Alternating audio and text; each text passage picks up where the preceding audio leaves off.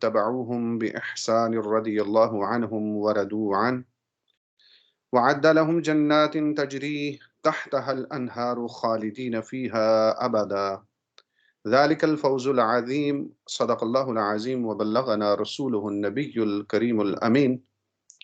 أما بعد إن الله وملائكته يصلون على النبي يا أيها الذين آمنوا صلوا عليه وسلموا تسليما اللهم صل على سيدنا ومولانا محمد وعلى آل سيدنا ومولانا محمد وبارك وسلم صل عليه اللهم صل على محمد وعلى آل محمد كما صليت على إبراهيم وعلى آل إبراهيم إنك حميد مجيد اللهم بارك على محمد وعلى آل محمد كما باركت على إبراهيم وعلى آل إبراهيم إنك حميد مجيد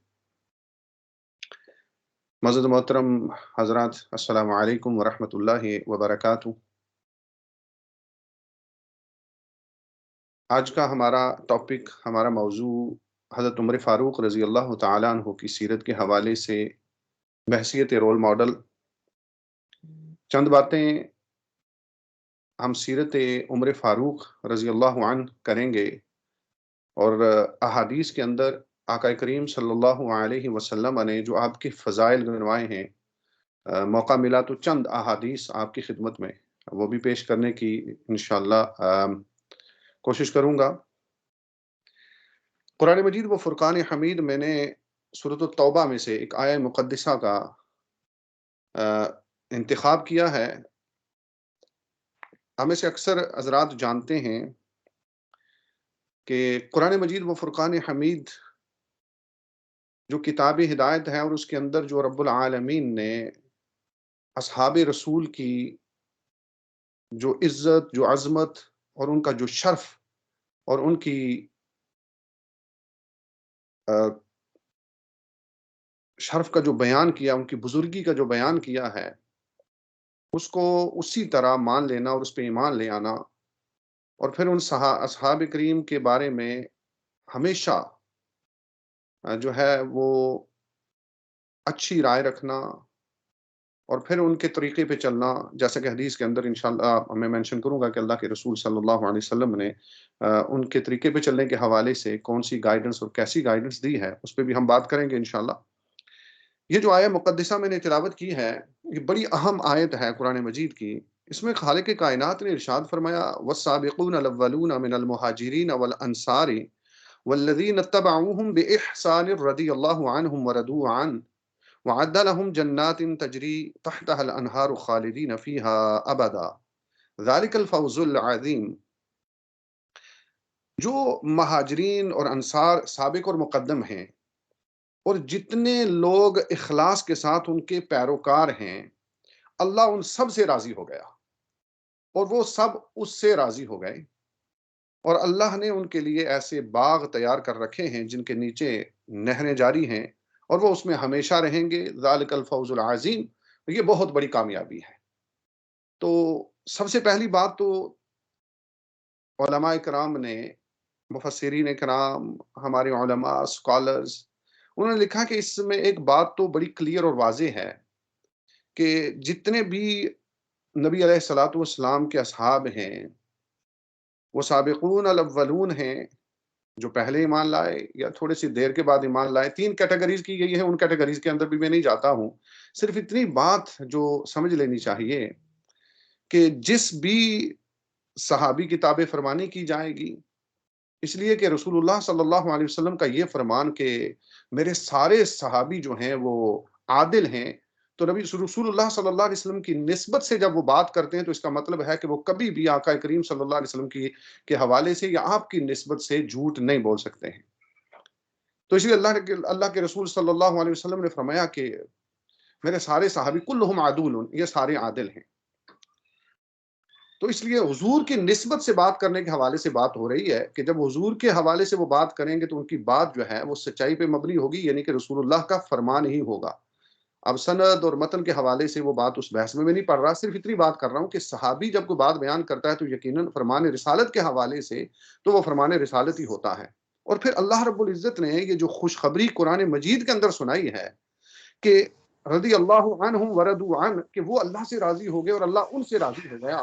یہ بہت اہم خوشخبری ہے، اور اس سے بڑھ کر بڑا شرف کوئی ہو ہی نہیں سکتا ہے جو رب العالمین نے صحابہ اکرام رضوان اللہ علیہم اجمعین کو عطا فرمایا ہے. اور ان میں سے آج ہم ایک صحابی حضرت عمر فاروق رضی اللہ تعالیٰ عنہ کے حوالے سے بات کرنے کے لیے یہاں بیٹھے ہیں. چند باتیں اس سے پہلے کہ ان کے فضائل کی طرف جائیں. ابھی عہد جہلیت کے اندر بھی اب آپ ایمان نہیں لائے ہیں تو اس وقت بھی آپ کی شان بڑی عرفہ اور اعلیٰ ہے.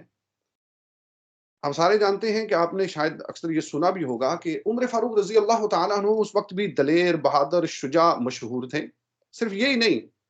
شجاع اور بہادر مشہور ہی نہ تھے، بلکہ شاعر بھی تھے آپ، ادیب بھی تھے آپ. اس کے بارے میں آتا ہے، روایات کے اندر آتا ہے کہ آپ کو بڑی زبردست دسترس اس پہ حاصل تھی، کمانڈ حاصل تھی. جب آپ ادب کی بات کرتے، جب آپ شاعری کے حوالے سے بات کرتے ہو تو اس پہ بھی آپ کو کمانڈ ہوتی. پھر آپ کا جو قبیلہ تھا اس کی طرف سے جب جب عرب کے قبائل آپس میں بیٹھتے، جب بات ہوتی تو آپ کے قبیلے نے آپ کو چنا ہوا تھا کہ آپ وہاں جا کر حکم کے طور پہ، منصف کے طور پہ، فیصلہ کن شخصیت کی حیثیت سے بھی آپ جایا کرتے تھے. بہت سارے واقعات تاریخ کی کتابوں کے اندر موجود ہیں. اب آقا کریم صلی اللہ علیہ وسلم نے جب رب العالمین کی بارگاہ میں یہ دعا کی، اور وہ بہت اہم دعا ہے کہ اللہ کے رسول صلی اللہ علیہ وسلم نے عرض کیا کہ مولا کائنات کہ دو عمروں میں سے ایک عمر، عمر بن حشام یعنی کہ ابو جہل، اور فرمایا یا عمر کو جسے تو پسند فرماتا ہے اس کو ایمان کی دولت عطا فرما، اور اس کی وجہ سے، اس کے ذریعے سے اسلام کو تقویت عطا فرما. یہ بڑی اہم حدیث ہے کہ علماء نے لکھا کہ مراد رسول ہیں، دعائے مصطفیٰ ہیں، اس کا صلہ ہیں کہ اللہ کے رسول صلی اللہ علیہ وسلم نے دعا فرمائی ہے، اور اللہ رب العزت نے حضرت عمر بن خطاب رضی اللہ تعالیٰ عنہ کو ایمان کی دولت سے نوازا، اور آپ ایمان لائے ہیں. وہ ایمان کا واقعہ بھی دلچسپ واقعہ ہے، اگرچہ بعض محدثین نے اس پہ کلام کیا ہے کہ کچھ راویوں کے حوالے سے، لیکن وہ واقعہ بھی تاریخ کے اندر موجود ہے، حدیث کی کتابوں کے اندر بھی موجود ہے کہ آپ کے بہن اور بہنوئی جو ہے ایمان لائے، اور اس کے بعد آپ ان سے ملے. حضور علیہ الصلوۃ والسلام کے حوالے سے آپ کے ذہن میں غصہ تھا، اضطراب کی کیفیت تھی، تو آپ جا رہے ہیں دار ارقم کی طرف. آپ کو پتہ چلا کہ آقا کائنات صلی اللہ علیہ وسلم وہاں تشریف فرما ہیں، اور آپ جا رہے ہیں وہاں پہ. اور پھر رستے میں ایک صحابی ملے ہیں، ان کا ایمان ابھی تک انہیں حذیفہ رضی اللہ تعالیٰ عنہ کے بارے میں آتا ہے کہ وہ رستے میں ملے ہیں، اور پھر انہوں نے جب بتایا کہ اپنے گھر کی خبر لو، تو وہ سارا واقعہ آپ نے جا کر بہن اور بہنوئی کو مارا، اور پھر قرآن کی آیتیں، سورۃ طٰہٰ کی آیتیں حضرت خباب بن ارت رضی اللہ تعالیٰ عنہ ان کو پڑھا رہے تھے، وہ چھپ گئے، اور پھر اس کے بعد آپ ایمان لے آئے. خیر، آپ ایمان لے آئے، اور صحابہ بیان کرتے ہیں کہ جب حضرت عمر فاروق رضی اللہ تعالیٰ عنہ ایمان لائے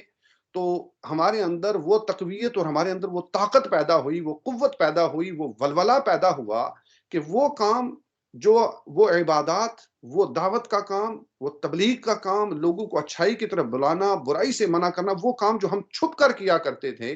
اللہ رب العزت نے عمر فاروق رضی اللہ تعالیٰ عنہ کو جب ایمان کی دولت عطا فرمائی تو پھر ہم وہ کھل کر کام کرنا شروع ہو گئے. اور پھر جا کر ہم نے، عمر فاروق نے پہلا کام کیا کہ یا رسول اللہ صلی اللہ علیہ وسلم، ہم یہاں دار ارقم میں کیوں بیٹھ کر، وائی ناٹ ہم کعبۃ اللہ کے اندر جا کر اللہ کا کلمہ بلند کریں، اور وہاں جا کر اذان بھی ہو، اور وہاں میں جا کر اعلان کروں گا کہ میں ایمان لے آیا ہوں، اب آپ نے جو کچھ کرنا ہے کر لیجیے.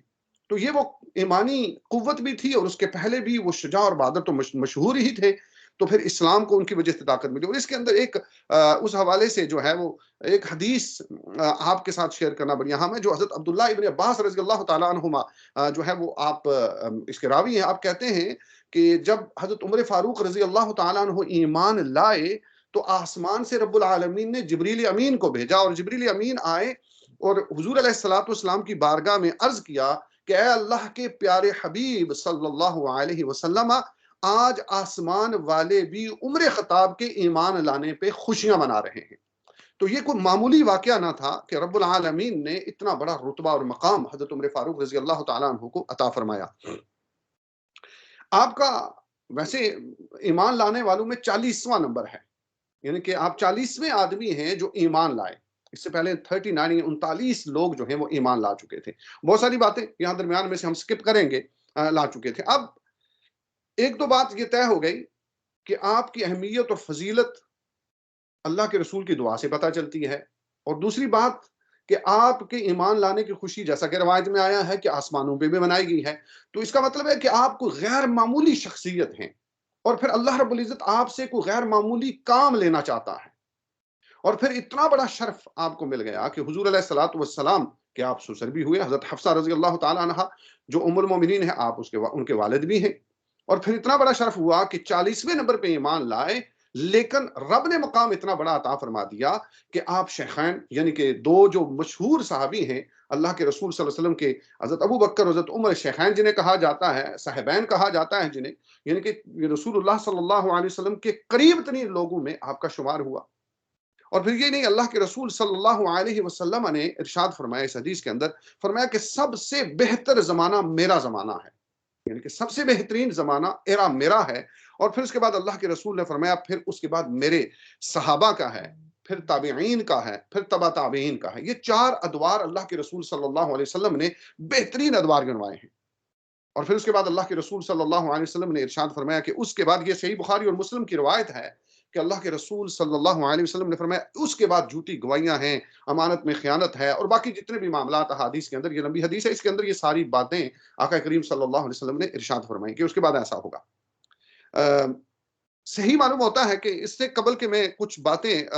عرض کروں جو رول ماڈل کے حوالے سے، جو ہمارا ٹاپک ہے، میں چاہتا ہوں کہ چند باتیں جو حضرت عمر فاروق رضی اللہ تعالیٰ عنہ کی فضائل کے حوالے سے ہیں، آپ کی عظمت اور فضیلت کے حوالے سے ہیں، وہ آپ سے شیئر کی جائیں، کہ اللہ کے رسول صلی اللہ علیہ وسلم نے آپ کے بارے میں کیا ارشادات فرمائے ہیں۔ اللہ کے رسول صلی اللہ علیہ وسلم نے حضرت عمر فاروق رضی اللہ تعالیٰ عنہ کو مخاطب فرماتے ہوئے ایک دفعہ ارشاد فرمایا، اے عمر، رب ذوالجلال کی قسم، جس رب کعبہ کے ہاتھ میں میری جان ہے، اے عمر، جس رستے سے تم گزرتے ہو شیطان اپنا رستہ بدل لیتا ہے۔ یہ بھی روایت صحیح بخاری اور مسلم کے اندر موجود ہے کہ رستے سے تم گزرتے ہو، اس رستے سے شیطان اس رستے کو چھوڑ دیتا ہے، یعنی کہ اتنی حیبت ایمانی موجود ہے آپ کی، یہ اللہ رب العزت نے آپ کو اتنا روب عطا فرمایا ہے، یعنی کہ آپ کے فضائل میں سے یہ فضیلت آقا کریم صلی اللہ علیہ وسلم نے بیان فرمائی ہے کہ شیطان بھی عمر فاروق کے قریب نہیں آتا ہے۔ تو اس کا مطلب ہے کہ آپ کو خصوصی اللہ رب العزت نے پروٹیکشن عطا فرمائی ہے، خصوصی اللہ کا فضل ہے آپ کے اوپر۔ اس کی وجوہات اور ریزن کیا ہیں وہ آگے چل کر ہم بیان کریں گے۔ پھر اس کے بعد اللہ کے رسول صلی اللہ علیہ وسلم نے فرمایا کہ ایک دفعہ صحابہ کی مجلس میں آپ نے بیان فرمایا کہ میں نے ایک خواب دیکھا، اور اس پہ مجھ پر مختلف لوگ پیش کیے گئے۔ اللہ کے رسول صلی اللہ علیہ وسلم فرماتے ہیں مختلف لوگوں کو میں نے دیکھا کہ مختلف لوگ میرے سامنے آتے ہیں، قمیضیں پہنی ہوئی، کسی کی چھوٹی قمیض ہے، کسی کی تھوڑی سی بڑی قمیض ہے، اور فرمایا کہ میں نے عمر رضی اللہ تعالیٰ عنہ کو دیکھا کہ ان کی قمیض اتنی لمبی ہے کہ زمین پر گھسٹ کے چل رہی ہے۔ تو پوچھا گیا یا رسول اللہ صلی اللہ علیہ وسلم، اس سے کیا مراد ہے، اس کی تعویل کیا ہے، اس کی تعبیر کیا ہے، آپ کیا ارشاد فرماتے ہیں؟ تو آقا کریم صلی اللہ علیہ وسلم نے فرمایا کہ اس سے مراد کہ عمر پاؤں سے لے کر سر تک سراپا دین ہے، یعنی کہ آپ کی عظمت کا بیان ہو رہا ہے کہ سر سے پاؤں تک آپ دین محمدی، یہ دین اسلام جو میں لے کر آیا ہوں، اس کا پرتو نظر آتے ہیں، یعنی کہ پورا کا پورا دین جو قرآن مجید نے فرمایا یا ایھا الذین آمنوا ادخلوا فی السلم کافہ، کہ پورے اسلام میں داخل ہو جاؤ، تو عمر کے اندر پورا اسلام ہے، آپ یا پورے اسلام کے اندر موجود ہیں، یعنی کہ آپ کا اٹھنا بیٹھنا گفتگو کرنا رضا الہی ہے۔ اور وہ حدیث ساتھ آپ اس میں اپنے ذہن میں رکھ لیجئے اس حدیث کو بھی، کہ جس میں اللہ کے رسول صلی اللہ علیہ وسلم نے ارشاد فرمایا کہ بندہ عبدیت میں جب محنت کرتا ہے، بندگی الہی کرتا ہے، اللہ رب العزت کی اطاعت و فرما برداری کرتا ہے، تو آقا کریم صلی اللہ علیہ وسلم نے ارشاد فرمایا کہ ایک وقت ایسا آتا ہے کہ فرمایا کہ بندگی میں وہ مقام اسے مل جاتا ہے، عبودیت میں یعنی کہ بندہ ہونے میں اللہ کی قرب میں اتنا بڑا مقام مل جاتا ہے کہ حدیث کے الفاظ یہ ہیں کہ پھر اس کا بولنا اس کا نہیں اللہ کا ہوتا ہے، اس کے ہاتھ اس کے نہیں اللہ کے ہوتے ہیں، یعنی کہ مثال سے اللہ کے رسول صلی اللہ علیہ وسلم نے سمجھایا، یعنی کہ مراد یہ وہ سراپائے رضائے الہی بن جاتا ہے، یہ مقصد ہے یہاں پہ، فرمایا سراپائے رضائے الہی بن جاتا ہے۔ تو یہی بات بیان ہی حضرت عمر فاروق رضی اللہ تعالیٰ عنہ پہ فٹ آتی ہے، جو حدیث کے اندر اللہ کے رسول صلی اللہ علیہ وسلم نے یہ ارشاد فرمایا، جس حدیث کے اندر یہ فرمایا نا کہ قمیض کے حوالے سے، تو اس حوالے سے دیکھیے تو فرمایا سراپائے دین، تو مراد یہی ہے کہ آپ رضا الہی کا پرتو نظر آتے تھے، یا یوں سمجھ لیں کہ آپ رضا الہی میں ہی قدم اٹھاتے تھے، مراد اطاعت و فرمانبرداری مصطفیٰ صلی اللہ علیہ وسلم میں آپ رچے بسے تھے۔ اور یہ بات اللہ کے رسول صلی اللہ علیہ وسلم نے اس حدیث کے اندر ارشاد فرمائی۔ اور پھر ایک حدیث کے اندر اللہ کے رسول صلی اللہ علیہ وسلم نے ارشاد فرمایا کہ خواب کے اندر مجھے دودھ پیش کیا گیا، اور آپ نے فرمایا کہ میں نے اتنا دودھ پیا، اتنا دودھ پیا، اللہ کے رسول نے فرمایا کہ اس کا جو ہے وہ میرے ناخنوں سے جو ہے وہ جو دودھ ہے وہ ظاہر ہوا، یعنی کہ اتنا زیادہ میں نے دودھ پیا۔ اور فرمایا اللہ کے رسول صلی اللہ علیہ وسلم نے فرمایا اس کے بعد میں نے عمر کو دیا اور عمر نے خوب پیا۔ تو اس کی تعبیر جب پوچھی گئی کہ یا رسول اللہ صلی اللہ علیہ وسلم اس سے کیا مراد ہے، تو آقا کریم صلی اللہ علیہ وسلم نے ارشاد فرمایا اس سے مراد ہے کہ دین کا علم، دین کا علم۔ اور اسی طرح کی ایک روایت جو ہے جو بہت سارے مختلف صحابہ سے بھی آتی ہے کہ اللہ نے عمر فاروق رضی اللہ تعالی عنہ کو اتنا بڑا مقام فقاہت عطا فرمائی، آپ فقیہ بھی تھے، امام بھی تھے، آپ عالم بھی تھے، اور کہا کہ آپ بہت بڑے جو ہے دین کی تعبیر کے حوالے سے رب العالمین نے آپ کو خاص ملکہ عطا فرمایا تھا۔ اور ایک بات روایت جو ہے حضرت امام نووی نے ان کے بارے میں جو ایک بات بیان کی ہے، وہ کہتے ہیں کہ حضرت عمر فاروق رضی اللہ تعالی عنہ آپ امام الزہاد بھی تھے، یعنی کہ زاہدوں کے بھی امام تھے، آپ فقیہ بھی تھے، عالم بھی تھے، اور وہ صحابہ اصحاب جو علم اور دین اور تفقہ اور فقہ کے ان فقہاء میں جو بڑا مقام رکھتے ہیں، آپ کا بھی شمار ان میں ہوتا ہے، اور آپ بلکہ ان میں سب سے ممتاز حیثیت رکھتے ہیں، آپ کا سب سے بڑا مقام ہے ان میں۔ قرآن مجید کے اندر مختلف آیات جو نازل ہوئیں اس میں بھی ہم بات کریں گے، جس کے حوالے سے ہم اکثر جانتے ہیں کہ حضرت عمر فاروق رضی اللہ تعالیٰ عنہ نے کوئی بات کہی اور اللہ رب العزت نے قرآن کی آیت نازل کی، اور اس کا کیا معاملہ ہے اس میں بھی گفتگو کرتے ہیں۔ اب اللہ کے رسول صلی اللہ علیہ وسلم نے عشرہ مبشرہ، وہ 10 لوگ، خوش قسمت ترین لوگ جنہیں دنیا میں آقا کریم صلی اللہ علیہ وسلم نے خوشخبری سنائی، جنت کی خوشخبری سنائی، اور یہ کوئی عام بات نہیں ہے، یہ معمولی بات نہیں ہے، یہ بہت بڑا مقام ہے۔ اللہ کے رسول صلی اللہ علیہ وسلم ان میں حضرت عمر فاروق رضی اللہ تعالیٰ عنہ شامل ہیں۔ اور پھر اللہ کے رسول صلی اللہ علیہ وسلم نے فرمایا کہ خواب میں میں جنت میں گیا، اور میں جنت میں نے ایک محل دیکھا، اور میں نے پوچھا فرشتوں سے، اور وہاں ایک لونڈی بھی دیکھی میں نے، اللہ کے رسول صلی اللہ علیہ وسلم نے فرمایا، اور میں نے پوچھا فرشتوں سے کہ یہ کس کا محل ہے، تو اللہ کے رسول صلی اللہ علیہ وسلم نے فرمایا کہ مجھے بتایا گیا کہ عمر فاروق کا محل ہے۔ اور وہ روایت کا اگلا حصہ آپ جانتے ہیں کہ اللہ کے رسول نے فرمایا میں داخل ہونا چاہتا تھا، لیکن غیرت فاروقی کی وجہ سے داخل نہ ہوا، تو حضرت عمر فاروق رو پڑے اور کہا یا رسول اللہ صلی اللہ علیہ وسلم میں آپ سے غیرت کروں گا، اللہ کے رسول آپ پہ میرے ماں باپ قربان ہو جائیں۔ یہ محبت کا اظہار ہے، اور پھر اللہ کے رسول صلی اللہ علیہ وسلم کی یہ خوشخبری ہے۔ اور پھر ایک روایت کے اندر اللہ کے رسول صلی اللہ علیہ وسلم نے ارشاد فرمایا کہ ابو بکر و عمر تمام جنتی بڑوں کے سردار ہیں، اولین اور آخرین کے تمام کے سردار ہیں، سوائے انبیاء اور رسول کے۔ یعنی کہ اتنا بڑا مقام، اتنا بڑا مقام اللہ کے رسول صلی اللہ علیہ وسلم ارشاد فرما رہے ہیں کہ وہ اولین اور آخرین جتنے لوگ بھی اس ایجڈ ہو کر، یعنی کہ اس سے مراد محدثین نے یہ بھی لکھا ہے، علماء نے یہ بھی لکھا ہے، اس سے مراد یہ ہے جو اوور 40 ہو کر لوگ فوت ہوئے ہیں۔ ظاہر ہے جنت کے اندر جب لوگ جائیں گے وہ جوان ہوں گے، لیکن جو لوگ وہاں محشر کے اندر موجود ہوں گے اور وہاں پہ جنت اور جہنم کا جہاں فیصلہ ہوگا، اس سے پہلے جنت میں جو لوگ جائیں گے وہاں پہ جا کر وہ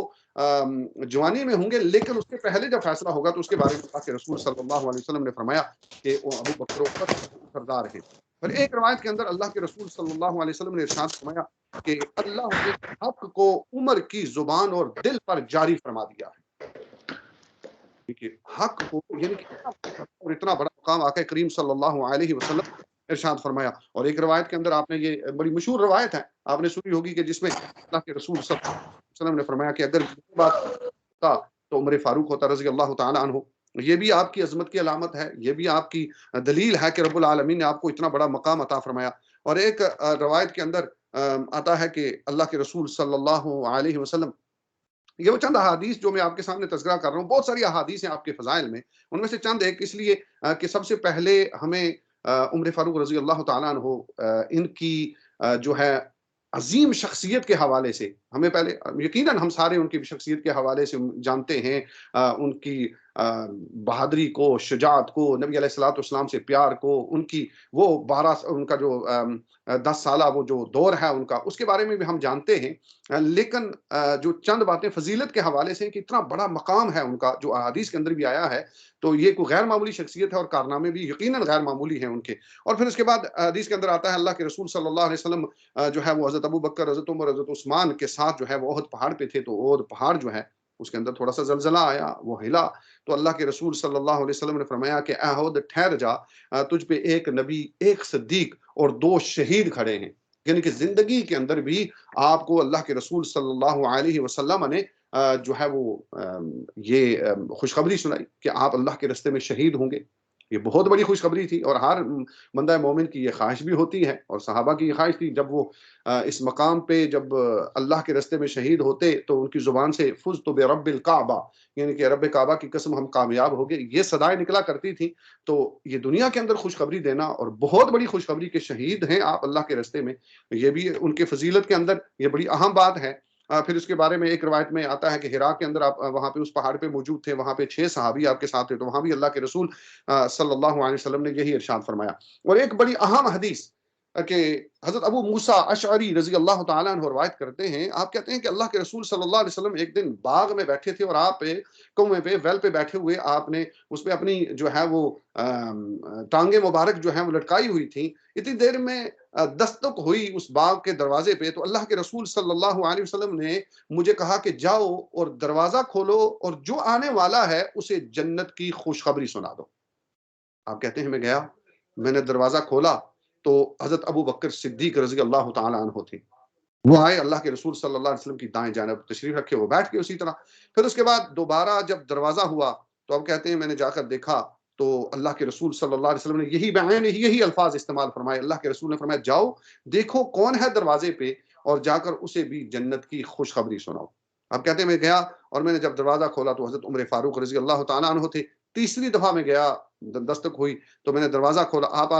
حضرت عمر فاروق حضور کی بائیں طرف آ کر تشریف فرما ہوئے، اور آپ کے سامنے پھر تیسری دفعہ جب میں نے دروازہ کھولا تو حضرت عثمان غنی رضی اللہ تعالیٰ عنہ تھے۔ تو اللہ کے رسول صلی اللہ علیہ وسلم نے فرمایا، انہیں بھی جنت کی خوشخبری دی، اور فرمایا دنیا کی تکالیف اور مصائب، اس حدیث کے اندر یہ باتیں اور بھی کچھ روایات کے اندر مختلف باتیں موجود ہیں۔ یعنی کہ اللہ کے رسول صلی اللہ علیہ وسلم نے اس حدیث کے اندر بھی آپ نے دنیا کے اندر آپ کو جنت کی خوشخبری سنائی۔ یہ فضیلت بھی حضرت عمر فاروق کو، ان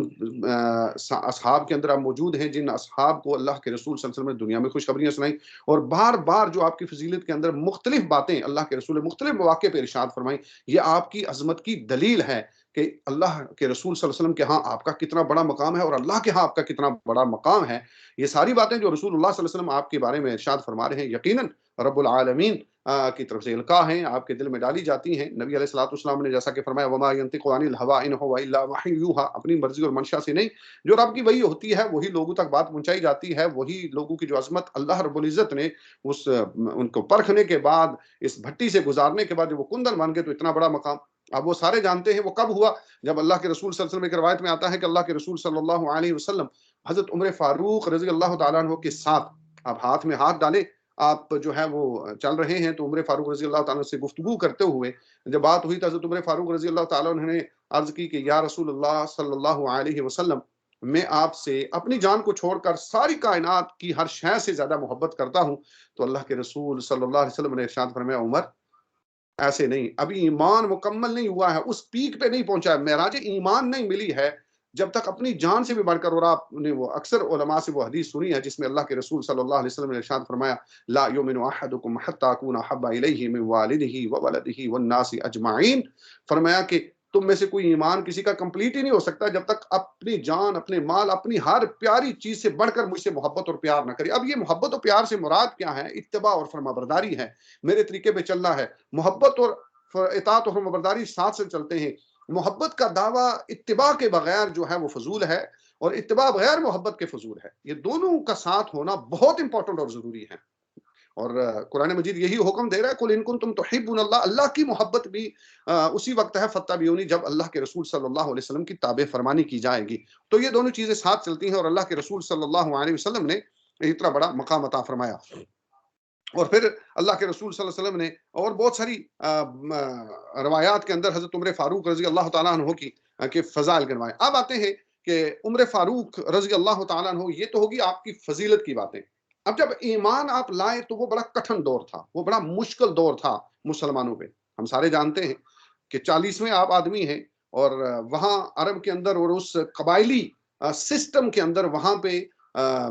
حق کی آواز پہ لبیک کہنا، اور وہاں پہ آقا کائنات صلی اللہ علیہ وسلم کی باتوں پہ عمل کرنا، اپنے خاندان سے کٹ جانا، اپنے قبیلے سے کٹ جانا، اور پھر خاص کر کے وہ سرداران قریش جو وہاں موجود تھے ان کی دشمنی مول لینا تھا، لیکن آپ نے یہ کام کیا۔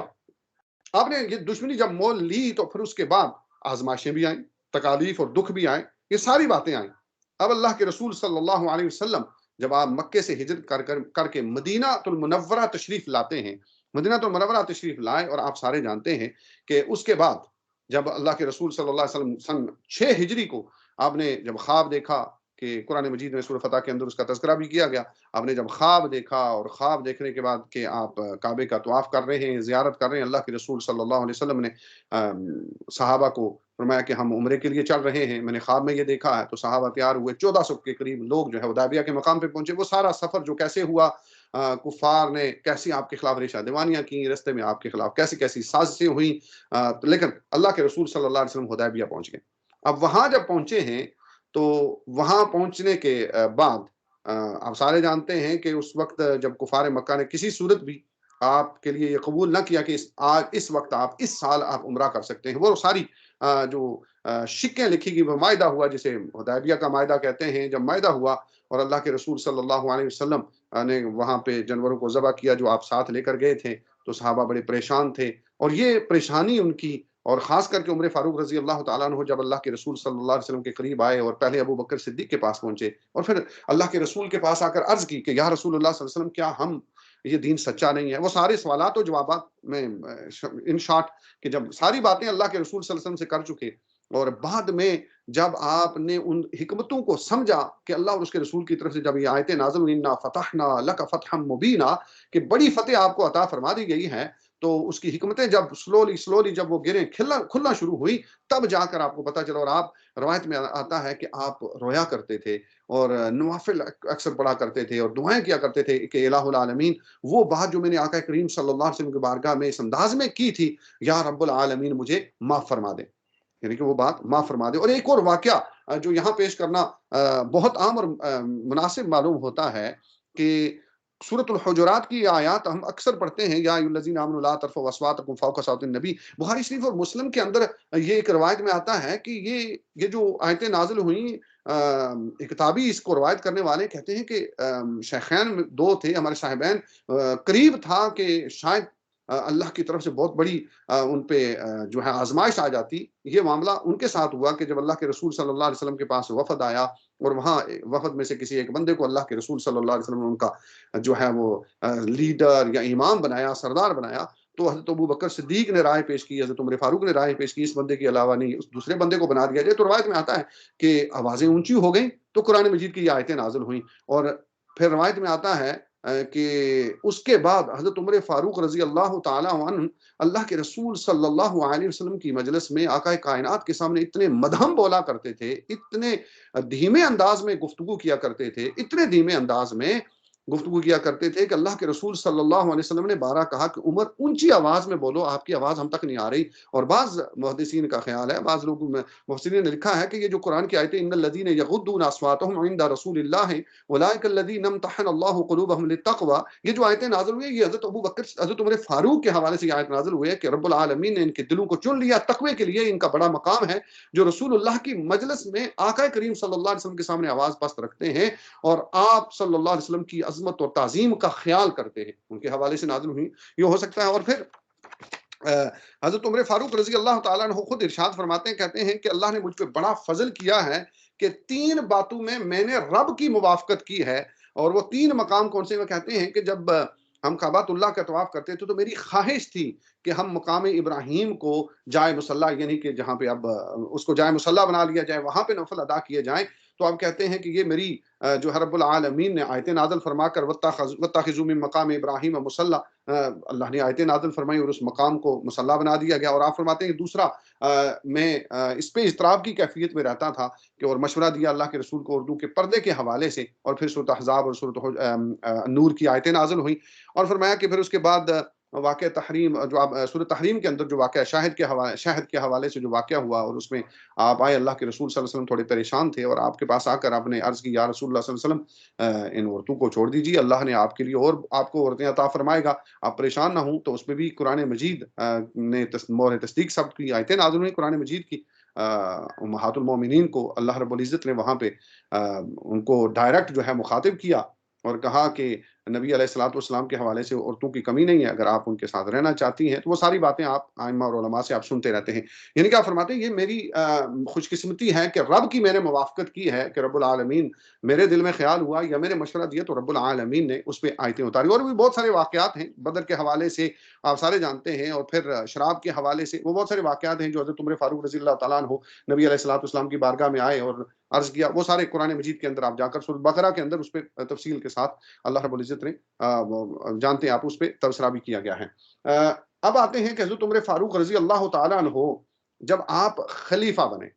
बहुत सारी चीज़ें मैं दरमियान में से स्किप कर रहा हूँ कि मैंने टाइम की तरफ मेरी नज़र है। 10-12 मिनट के अंदर में जो है वो चंद बातें इस हवाले से कि जब आपको इतना बड़ा मनसब और मकाम मिल गया कि आप खलीफतुल मुस्लिमीन बन गए, अमीरुल मोमिनीन आप बन गए, तो सबसे पहला जो खुतबा आपने दिया है, वो बड़ा अहम और इम्पोर्टेंट है। जो बंदा ज़िम्मेदार होता है, जो बंदा ज़िम्मेदार होता है, लीडर होता है, सरबराह होता है, और जिसे रब्बुल आलमीन ये मनसब अता कर देता है, तो उसकी सबसे पहली और बुनियादी बात क्या है? आप वो चंद टुकड़े जो हैं वो तारीखी किताबों के अंदर और हदीस के अंदर भी मौजूद हैं। आपने जब पहला खुतबा दिया, उसके चंद अल्फाज जो है मैं आपकी नज़र करना चाहता हूँ। आपने फरमाया कि अरब की मिसाल जो है एक निकेल वाले ऊँट की सी है, वो अपने सारबान के पीछे-पीछे चलता है। ये देखना सारबान का फर्ज है, ये जो उसे चला रहा है, जिसने नकेल पकड़ी हुई है, वो इसे किस तरफ ले जाए। मुझे रब्बे काबा की कसम, मैं उन्हें राह रास्त पर लाकर छोड़ूंगा। यानी कि ये बहुत अहम बात है कि जब आपको कोई मनसब मिलता है, कोई जिम्मेदारी मिलती है, तो सबसे पहली बुनियादी बात यह है कि अगर आप समझते हैं कि कुछ चीजें आउट ऑफ ट्रैक हो गई हैं, रास्ते से हट रही हैं, जो आपने एक नज्म कायम किया है, आपने एक सिस्टम कायम किया है, उससे आगे पीछे हो रही हैं, तो सबसे पहली बुनियादी जो बात होती है एक जिम्मेदार की, कि लोगों को उस ट्रैक पे लेकर आना है। और आप फरमाया करते थे, मैं जानता हूं लोग मेरी सख्ती से डरते हैं और मेरी सख्ती से कांपते हैं। ये आपकी तकरीरों के अल्फाज हैं जो मैं आपके सामने लेकर आ रहा हूं, वो कांपते हैं। फरमाया कि वो कहते हैं कि उमर उस वक्त भी सख्त था जब हुजूर मौजूद थे, अबू बकर मौजूद थे, उस वक्त भी सख्त था। तो आप फरमाते हैं कि मुझे रसूलुल्लाह सल्लल्लाहु अलैहि वसल्लम की गुलामी का शर्फ हासिल है और मैं अतना सा गुलाम था। और फरमाया कि जब तक हुजूर चाहते थे मैं नंगी तलवार लेकर बाहर फिरा करता था, और जब हुजूर चाहते थे तो मेरी तलवार नियाम में चली जाया करती थी। और फरमाया कि देखो, रब ने मुझे ये जिम्मेदारी सौंपी है और इस जिम्मेदारी को मैं अदा करूंगा। और फरमाया कि जो शख्स मजलूम है उसे डरना नहीं चाहिए, उसे खबर होनी चाहिए कि जालिम से उसका हक उम्र देकर ही दिलवा कर ही छोड़ेगा, और जालिम को डर होना चाहिए कि अगर वो जुल्म करेगा तो उम्र फारूक उसे बिल्कुल ही उससे दरगुजर का मामला नहीं करेगा। तो इसीलिए किसी ने बड़ी खूबसूरत बात की है ना कि देखें,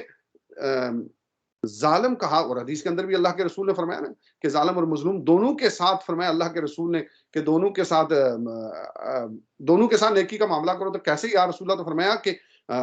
एक जो है मजलूम का हाथ पकड़, मजलूम की मदद करना, और जालिम का हाथ रोक लेना, उसके साथ ये आप नेकी कर रहे हैं। तो यही बात हज़रत उमर फारूक रजी अल्लाह तआला ने पहले खुतबे के अंदर इरशाद फरमाई है। अब उसके बाद मुख्तलिफ मौक़ों के ऊपर जो है उमर फारूक रजी अल्लाह तआला अन्हु इंसाफ के हवाले से वो मशहूर हैं। तो वो मिसालें चंद जो हैं वो आपके सामने रखना बहुत अहम और इम्पोर्टेंट है कि जब आप खिलाफत की ज़िम्मेदारी सँभाली और उसके बाद मुसलमानों के अंदर जो है वो एक नज़्म कायम हुआ, फ़ौज जो है उसमें इज़ाफ़ा होना शुरू हुआ, फ़ुतूहात के अंदर बेपनाह इज़ाफ़ा हुआ। लोग जो वो 2 बड़ी एम्पायर्स थी, रोमन एम्पायर और पर्शियन एम्पायर, जंग कादिसिया के अंदर और जंग यरमूक के अंदर जो है आपने उन्हें मार गिराया, गिर पड़ी, और मुसलमान जो है वो बढ़ते ही चले जा रहे थे। तो उसमें एक बात आपकी खिदमत में अर्ज़ करना बड़ी अहम है। हज़रत अमर बिन आस रज़ी अल्लाह तआला अन्हु फ़ातिह मिस्र हैं, तो आपने वहाँ पे जब फ़तह किया तो आपने आपको एक मैसेज भेजा, एक खत लिखा, और कहा, खत में लिखा कि मैंने आपके लिए यहाँ पे एक घर जो है वो बनाया है। तो हज़रत उमर फारूक चौंके और कहा, मैं मदीने में रहता हूँ और मेरा घर मिस्र में कैसे हो सकता है? वहाँ शहर आबाद करो और गरीबों की मदद करो, ना कि मेरे लिए घर तामीर करो। तो यहाँ एक आम बात जो हमारे सरबराहान हैं, जो हमारे लीडर्स हैं, उनके लिए ये बड़ी अहम रोल मॉडल के तौर पे बात ली जा सकती है कि जहाँ आप रहते हैं वहीं आपका घर होना चाहिए, और आप फिर दूर-दराज मुख्तलिफ मुल्कों के अंदर मुख्तलिफ जगहों के ऊपर जो है वो अपने घर लग्ज़रियस लाइफ़ के लिए आप अय्याशियों के लिए घर तामीर करते हैं। तो उमर फारूक की सीरत में से हमें ये मिलता है कि इतना बड़ा इतनी बड़ी फतूहात, सारा कुछ मौजूद है, और एक दफ़ा ये भी वाक़या तारीख़ किताब हदीस की किताबों के अंदर मौजूद है कि आपको शहद की ज़रूरत पड़ती है, और बैतुल माल के अंदर शहद मौजूद भी है। شاید موجود بھی ہے۔ اور ایک اس سے پہلے ایک روایت یہ ہے کہ ایک صحابی نے آ کر عرض کی کہ اے امیر المومنین، آپ کیوں اتنی جو ہے زندگی اپنے لیے تنگ کر رکھی ہے؟ آپ جو ہے وہ گھر کے اندر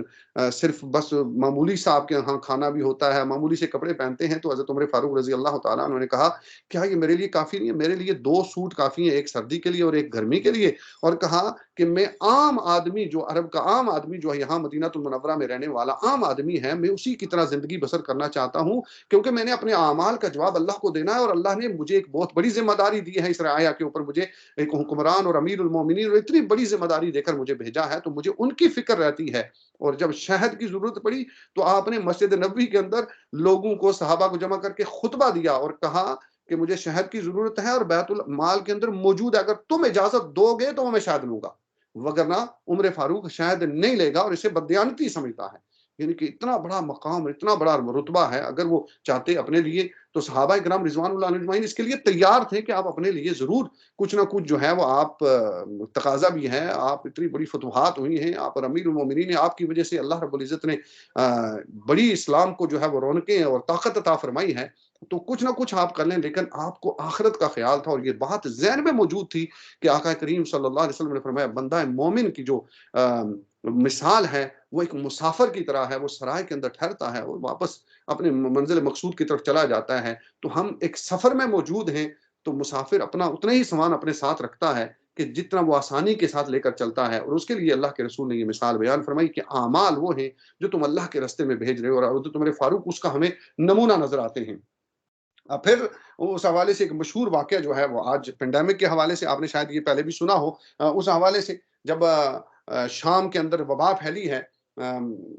تو حضرت طاعون پھیلا ہے، تو حضرت عمر فاروق رضی اللہ تعالیٰ عنہ نے صحابہ کو لیا، اور وہاں جب قریب پہنچے تو صحابہ نے منع کیا بار بار، پھر مشورہ ہوا، اور مشورے کے بعد حضرت عمر فاروق رضی اللہ تعالیٰ عنہ جو ہے وہ صحابہ کو لے کر واپس آ رہے تھے، تو حضرت ابو عبیدہ ابن جراح رضی اللہ تعالیٰ عنہ آپ نے کہا کہ عمر دیکھا حضرت عمر فاروق اور کہا اے عمر، کیا آپ اللہ رب العزت کی قضا سے بھاگ رہے ہیں؟ تو حضرت عمر فاروق رضی اللہ تعالیٰ عنہ نے کہا کہ تو عمر کو یہ کہتا ہے کہ عمر ایک قضا سے دوسری قضا ہی کی طرف تو جا رہا ہے۔ اتنی دیر میں وہ شارٹ ان شارٹ یہ ہے، آپ نے سنی ہوگی کہ حضرت عبد الرحمن بن عوف رضی اللہ تعالیٰ عنہ تشریف لائے، اور انہوں نے کہا کہ میں نے اللہ کے رسول صلی اللہ علیہ وسلم سے یہ سنا تھا کہ جہاں پہ کوئی وبا پھیل جائے تو تم وہاں نہ جاؤ، بلکہ فرمایا تم کسی اور جگہ ہو تو وہاں جہاں وبا پھوٹ پڑے وہاں نہیں جانا چاہیے، اور جو لوگ وہاں موجود ہیں انہیں وہاں سے بھاگنا نہیں چاہیے، وہ وہاں موجود رہیں۔ تو یہ بڑی اہم میرے اور آپ کے لیے آج کے دور میں بات موجود ہے، اس پینڈیمک کے دور کے اندر بھی جو ہم اپنے بچاؤ کے لیے ترکیب کر رہے ہیں، تو اس لیے بہتر ہوتا ہے کہ اس کے پھیلاؤ کو روکنے کے لیے بھی ہم جہاں موجود ہیں وہیں رہیں، تاکہ یہ دوسرے ملکوں کے اندر نہ پھیلے، دوسری جگہوں پہ نہ پھیلے ہماری وجہ سے۔ تو یہ حدیث کے اندر بھی بات موجود ہے، اور حضرت عمر فاروق رضی اللہ تعالیٰ نے فرمایا کہ اللہ کا میں شکر ادا کرتا ہوں، الحمدللہ کہا، اور میرا دل مطمئن ہو گیا کہ آقا کریم صلی اللہ علیہ وسلم کا ارشاد بھی میری موافق نکلا کہ ہم یہاں سے واپس جا رہے تھے۔ اور یہ وہ چند باتیں ہیں حضرت عمر فاروق رضی اللہ تعالیٰ عنہ کے حوالے سے۔ اب حضرت عمر فاروق رضی اللہ تعالیٰ عنہ کے دور میں امیر غسان، یہاں پہ امیر غریب کا کوئی اسلام کے اندر جو ہے ہمارے ہاں جو باتیں کی جاتی ہیں، ہمارے ہاں جو چلتا ہے کلچرل چیزیں چلتی ہیں، اس کا اسلام میں کوئی تصور موجود نہیں ہے۔ حضرت عمر فاروق رضی اللہ تعالیٰ عنہ کے دور میں امیر غسان ایمان لائے، اور پھر جب وہ کعبے کا طواف کرتے ہوئے ان کے جو اس نے احرام باندھا ہوا تھا اس پہ ایک صحابی کا، ایک عام آدمی کا پاؤں پڑا، تو اس نے اسے تھپڑ مارا۔ تو جب حضرت عمر فاروق رضی اللہ تعالیٰ عنہ کے پاس شکایت پہنچی، آپ نے اس بندے کو جو دیہاتی تھا، آپ نے اسے کھڑا کیا اور کہا کہ تم اسے تھپڑ مارو۔ تو غسان کے امیر نے کہا تو میں امیر ہوں۔ تو آپ نے فرمایا اسلام کے اندر کوئی امیر اور غریب نہیں ہے، یہاں سارے اللہ کی نظر میں برابر ہیں، چاہے کوئی امیر ہے یا غریب ہے۔ یہی تو فلسفہ، یہی عدل اور انصاف کی باتیں تو ہم نے آقا کریم صلی اللہ علیہ وسلم سے سیکھی ہیں، اور یہی اسلام ہے۔ اور یہ بہت بڑی بات تھی، صرف یہی نہیں بلکہ تاریخ کی کتابوں میں یہ واقعہ بڑا اہم آتا ہے کہ حضرت عمر بن عاص کے بیٹے محمد بن عمر نے ایک شخص کو، مصر کے اندر ایک شخص کو مارا، اور مار رہا تھا اور ساتھ یہ کہہ رہا تھا کہ ہم جو ہیں وہ بڑے لوگ ہیں، تم ہمارا مقابلہ نہیں کر سکتے ہو۔ تو اللہ جب یہ بات حضرت عمر فاروق رضی اللہ تعالیٰ عنہ تک پہنچی تو آپ دونوں باپ بیٹے کو بلایا، اور روایت میں آتا ہے کہ وہ درہ نے دیا اور اس سے کہا کہ مارو، اور ساتھ کہتے جا رہے تھے اب بولو کہ تم کتنے بڑے باپ کے بیٹے ہو۔ یعنی کہ یہ عدل، یہ انصاف وہاں پہ ہمیں نظر آتا ہے۔ اور عمر فاروق رضی اللہ تعالیٰ عنہ کے حوالے سے وہ ساری باتیں میں اس رپیٹ نہیں کرنا چاہتا، ہم سارے جانتے ہیں کہ حضرت عمر فاروق نے وہ وظائف بھی لگائے، وہ بے شمار واقعات ہیں، پانی عورت ڈال رہی تھی اسے منع کیا، پھر بچوں کے وظیفے لگائے، وہ ساری باتیں اپنی جگہ موجود ہیں، لیکن رول ماڈل کے طور پہ تو ہمارے لیے وہ موجود ہیں ساری چیزیں۔ انفارچونیٹلی معاشرہ اور سوسائٹی جس میں اور آپ رہتے ہیں، ہمارا کردار اس میں کیا ہے؟ جہاں جہاں بھی میں اور آپ ذمہ دار ہیں، جیسا کہ حدیث کے اندر اللہ کے رسول صلی اللہ علیہ وسلم نے فرمایا کلکم راعٍ وکلکم مسئول، تم میں سے ہر ایک رائی ہے اور ہر ایک سے اس کی رعیت کے بارے میں پوچھا جائے گا۔ عمر فاروق رضی اللہ تعالیٰ عنہ کا پورا دور ہمیں اس کی جھلکیاں جو ہیں ان کے دور میں نظر آتی ہیں۔ آقا کریم صلی اللہ علیہ وسلم کے بعد اس دور کے اندر ہمیں وہ جھلکیاں نظر آتی ہیں، اور پھر روایت میں آتا ہے جب آپ کی شہادت سے پہلے جب آپ حج کے لیے گئے ہیں 26 یا 28 ہجری کو، سوری 28 ذی الحجہ کو، آپ کو جو ہے 26 یا 28 روایتوں میں اختلاف ہے، 26 ہے یا 28 ہے، بعض روایات میں 26 ہے، بعض میں 28 ہے، کہ آپ کو ابو لؤلؤ فیروز نے جب وہ 6 وار کیے، آپ کی شہادت ہوئی ہے، تو اس میں ایک بات ایڈ میں کرنا چاہتا ہوں، یہ ہے کہ اس سے پہلے روایت میں آتا ہے کہ آپ مکے سے واپس آ رہے تھے حج کے بعد، تو زمین پہ لیٹ کر ہاتھ اٹھا کر رب العالمین کی بارگاہ میں دعا کرتے ہیں، الہ العالمین کہ یہ میری جو ہے مسلمانوں کی سلطنت، یہ زمین بڑھتی چلی جا رہی ہے، لوگوں میں اضافہ ہوتا چلا جا رہا ہے، فتوحات کی وجہ سے اسلام دور دور تک پھیلتا چلا جا رہا ہے، الہ العالمین، اور میں کمزور اور ضعیف ہو گیا ہوں، الہ العالمین مجھے اپنی پاس بلا لے کہ میں ان سب کو سنبھالنے کی اب طاقت نہیں رکھتا ہوں۔ یعنی کہ وہ دعا بھی ہو رہی اور دعا وہ قبول ہوئی، اور رسول اللہ صلی اللہ علیہ وسلم کی وہ خوشخبری اور بشارت، آپ شہید بھی ہوئے۔ جب آپ کو ہوش آیا، آپ نے پوچھا کہ مجھے کس نے یہ چاقو مارا ہے، مجھے کس نے یہ خنجر مارا ہے، تو مارنے والا کون ہے، تو بتایا گیا یہ ابو لؤلؤ فیروز، وہ مجوسی شخص ہے جس نے آپ سے آپ کو یاد ہے کہ جب آپ نے یہ کہا تھا، حضرت عمر فاروق رضی اللہ تعالیٰ عنہ نے جب وہ اس نے شکایت کی کہ میرا مالک حضرت مغیرہ بن شعبہ جو ہے وہ میرے اوپر ٹیکس زیادہ لگا دیتے ہیں، تو پوچھا کتنا ٹیکس، انہی کی وجہ سے مدینے میں وہ داخل ہوا، کہ ان کی سفارش پہ کہ یہ ملٹی ٹیلنٹڈ ہیں۔ تو یہاں پہ یہ بات بھی ہمیں معلوم ہوئی کہ اگر کوئی ملٹی ٹیلنٹڈ آدمی ہو تو اس سے کام لے لینا چاہیے، ضروری نہیں ہے اس کا مسلمان ہونا۔ یہ بھی حضرت عمر فاروق رضی اللہ تعالیٰ عنہ مغیرہ بن شعبہ کی بات سن کر مدینے میں آپ ویسے داخل نہیں ہونے دیتے تھے نان مسلم کو، لیکن اس کو داخلے کی اجازت دی۔ جب اس نے یہ شکایت کی تو حضرت عمر فاروق رضی اللہ تعالیٰ عنہ نے اس شکایت پہ پوچھا، تو اس نے کہا کہ 2 درہم لیتے ہیں روزانہ، تو آپ نے کہا تو یہ کچھ نہیں ہے۔ جب پوچھا تم کیا کیا کام کر سکتے ہو، جب اس نے بتایا یہ کام میں سارے کر لیتا ہوں، تو آپ نے ارشاد فرمایا کہ یہ سارے تم کام کر لیتے ہو تو اس میں یہ ٹیکس تھوڑا ہے۔ تو پھر آپ نے اس سے کہا کہ میری خواہش ہے میرے لیے ایک ایسی چکی تیار کرو آٹا پیسنے والی جو ہوا پہ چلتی ہو، تو اس نے کہا میں آپ کے لیے ایسی چکی جو ہے وہ تیار کروں گا کہ دنیا یاد رکھے گی۔ جب وہ چلا گیا تو آپ نے صحابہ کرام رضوان اللہ اجمعین سے کہا کہ یہ بندہ جو بات کر کے گیا اس نے مجھے قتل کی دھمکی دی ہے،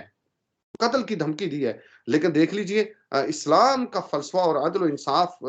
کی وہ سمبل عمر فاروق رضی اللہ تعالیٰ عنہ، آپ نے اس کی نیت پہ، اس کے الفاظ پہ اسے پکڑا نہیں چاہتے، تو اسے انویسٹیگیٹ بھی کیا جا سکتا تھا، لیکن جب تک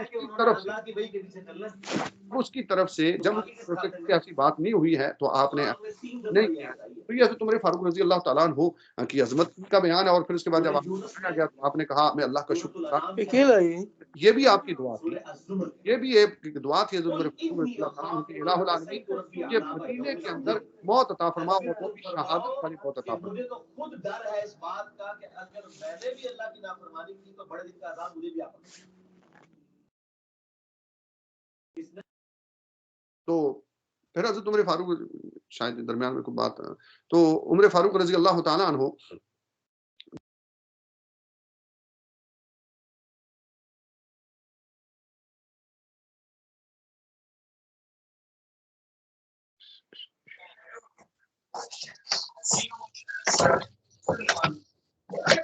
اب جب آپ میوٹ ہو گئے میرے خیال میں، اپنا مائک آن کر لیں۔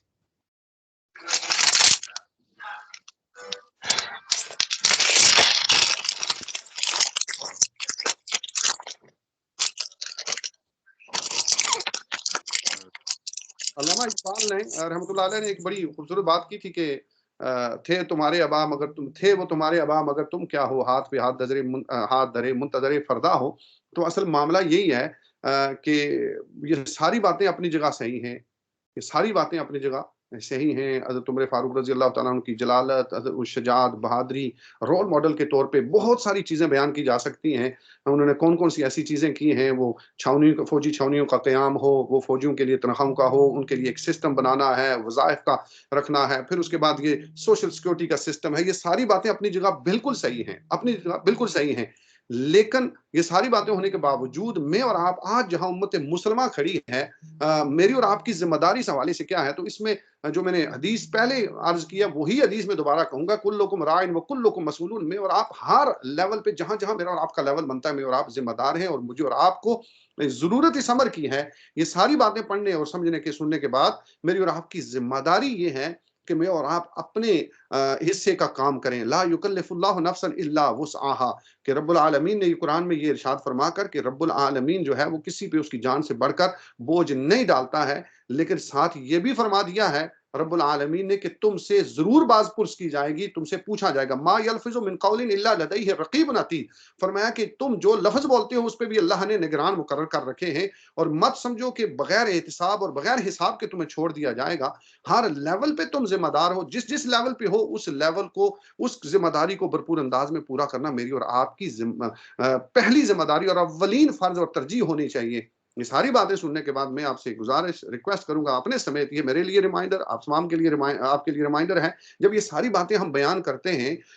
تو بہت سارے لوگ سوالات بھی کرتے ہیں، پوچھتے بھی ہیں، کہتے ہیں یہ ساری باتیں اگر موجود ہیں تو اس کے بعد کیا ہوا؟ اس کے بعد تو نبی علیہ الصلوۃ والسلام کی حدیث سنا کر یہ عرض ختم کرتا ہوں، آخری بات اللہ کے رسول صلی اللہ علیہ وسلم کا یہ فرمان آپ کی خدمت میں ضرور عرض کر دینا چاہتا ہوں، جس کے بارے میں اللہ کے رسول صلی اللہ علیہ وسلم نے زمانوں کے حوالے سے جو بات کی ہے وہ آپ کی خدمت میں عرض کر دیتا ہوں۔ اللہ کے رسول صلی اللہ علیہ وسلم نے 5 جو ادوار گنوائے ہیں وہ بڑی اہم ہیں۔ اللہ کے رسول صلی اللہ علیہ وسلم نے فرمایا کہ سب سے پہلے فرمایا کہ اللہ جب تک چاہے گا میں تمہارے اندر موجود رہوں گا، نبوت یعنی کہ یہ نبوت تمہارے اندر رہے گی جب تک میں رہوں گا، تب اللہ چاہے گا۔ پھر فرمایا پھر خلافت منہاج النبوہ قائم ہوگی، اور جب تک اللہ چاہے گا وہ قائم رہے گی۔ فرمایا پھر کاٹ کھانے والی ملوکیت آ جائے گی، اور فرمایا پھر اس کے بعد جابر حکمران آئیں گے، قابض کریں گے، وہ جو مختلف ملکوں کے اندر قبضے اور مار دھاڑ، اور رومن امپائر ہو، پرشین، اور پھر اس کے بعد آج کی دنیا کے اندر جس انداز میں سارا کام ہوتا ہے اسی کی طرف اشارہ کیا اللہ کے رسول صلی اللہ علیہ وسلم نے، اور پھر آخر میں خوشخبری ضرور سنائی اللہ کے رسول نے، فرمایا پھر ایک وقت آئے گا قرب قیامت کے نزدیک، خلافت منہاج النبوہ قائم ہوگی دوبارہ، اسلام کے نشت ثانیہ ہوگی دوبارہ، وہ جو اللہ نے دین جو نازل کیا، والذی ارسل رسولہ بالہدی ودین الحق لیظہرہ علی الدین کلہ، ہوگا، غالب ہوگا۔ لیکن اصل سوال یہ ہے کہ میرا اور آپ کا اس میں حصہ کیا ہے؟ اللہ رب العزت کی بارگاہ میں یہ دعا ہے کہ کائنات کا مالک ہم سب کو یہ سننے اور سمجھنے کے بعد اپنی اپنی ذمہ داریاں ادا کرنے کی توفیق عطا فرمائے، ہماری کمیوں سے رب العالمین جو ہے وہ درگزر فرمائے۔ اور آج بھی وقت نہیں گزرا ہے، مرنے سے پہلے ٹائم ہمارے پاس موجود ہے کہ اس احساس کے ساتھ کہ رب العالمین نے مجھے کسی مقصد کے تحت یہاں بھیجا ہے، اور میں وہ پیغام جو اللہ نے رسول اللہ کے ذریعے صحابہ تک اور صحابہ نے ہم تک پہنچایا ہے، اسے اپنے کردار سے، اپنے اخلاق سے، اپنے عمل سے دوسروں تک پہنچانے کی رب العالمین ہم سب کو توفیق عطا فرمائے۔ وآخر دعوانا ان الحمدللہ رب العالمین۔ جزاکم اللہ خیر حافظ صاحب، ماشاء اللہ